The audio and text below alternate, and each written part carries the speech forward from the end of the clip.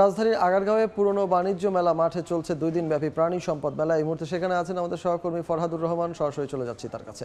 ফরহাদ, নানা ধরনের পশু পাখি এবং জন্তু নিয়ে এখানে আয়োজিত হয়েছে প্রাণী সম্পদ মেলা। বাংলাদেশ ডেইরি ফার্মার্স অ্যাসোসিয়েশনস এবং মৎস্য প্রাণী সম্পদ মন্ত্রণালয়, মৎস্য প্রাণী সম্পদ অধিদপ্তরের অধীনে এই মেলাটি 2 দিন ব্যাপী অনুষ্ঠিত হয়েছে। আপনারা জানেন গতকাল এই মেলাটির উদ্বোধন করেছেন প্রধানমন্ত্রী শেখ হাসিনা এবং তারপরেই মেলাটি দর্শনার্থীদের জন্য উন্মুক্ত করে দেওয়া হয়েছে। আমরা এখন মেলার উত্তর প্রান্তে আছি, যেখানে আমরা দেখতে পাচ্ছি মরুর দেশের উট এবং ঘোড়া, এই দুটি প্রাণীর এই স্টলগুলো এখানে রয়েছে এবং নানা ধরনের প্রাণী যেমনটি এই মেলায় রয়েছে, নানা পশু পাখিও রয়েছে। এর পাশে কিন্তু পাখিরও একটি স্টল রয়েছে।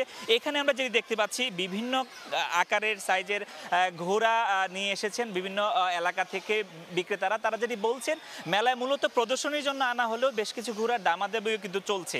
আর আমরা যেটি দেখতে পাচ্ছি নানা এলাকা থেকে, বিশেষ করে রাজধানীর বিভিন্ন এলাকা থেকে দর্শনার্থী যারা আসছেন ঘোড়া এবং পশু পাখির সাথে তারা কিন্তু ছবি তুলছেন।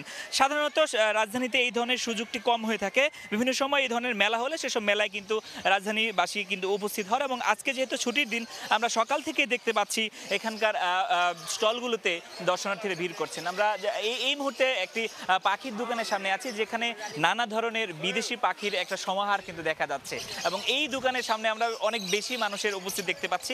বিশেষ করে ছোট বাচ্চারাও কিন্তু এখানে আসছেন। পাখিদেরকে আসলে তারা একটু ছুঁয়ে দেখার চেষ্টা করছেন। খুব কাছ থেকে পাখি দেখার সুযোগ সাধারণত সব শিশুর হয় না, তারা কিন্তু এখন সেটি করছেন। আমরা এখানকার যারা দর্শনার্থী এসেছিলেন তাদের সাথেও কথা বলেছিলাম। তারা যদি বলছেন যে এই ধরনের মেলা বাংলাদেশের প্রাণী সম্পদ বা প্রাণীর জন্য বেশ উপকার এবং প্রয়োজনীয়। ব্যবসায়ীরাও এমনটি কিন্তু বলছেন। সাধারণত তারা এই সুযোগ কিন্তু সবসময় পেয়ে থাকেন না, এই ধরনের বাণিজ্যিক একটি মেলা এবং এইটা প্রদর্শনীর মতন একটা বিশেষ উপলক্ষ বলা চলে। এছাড়া আমরা যেটি দেখতে পাচ্ছি যে এই মেলার এই প্রান্তে যেরকম পশু পাখির দোকানগুলো রয়েছে, পাশাপাশি অপর প্রান্তে ষাঁড় এবং গাবি বাছুর এইগুলোরও কিন্তু নানা ধরনের দোকান রয়েছে এবং এইসব দোকানে নানা ধরনের পশু পাখি নিয়ে রাখা হয়েছে এবং পাশাপাশি যেটি বলা হচ্ছে, আয়োজক কমিটি বলছেন 17টি ক্যাটাগরিতে 19টি পুরস্কার দেয়া হবে এবং এইসব পুরস্কার সাধারণত এইসব পুরস্কার থেকে বিশেষ একটি আকর্ষণ রাখা হয়েছে এই মেলা, যেটি গরুর র্যাম্প শো।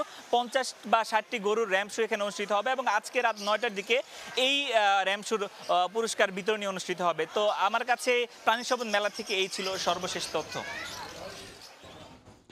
রাজধানীর প্রাণী সম্পদ মেলা প্রাঙ্গণ থেকে আমাদের সঙ্গে যুক্ত হয়েছিলেন সহকর্মী ফরহাদুর রহমান।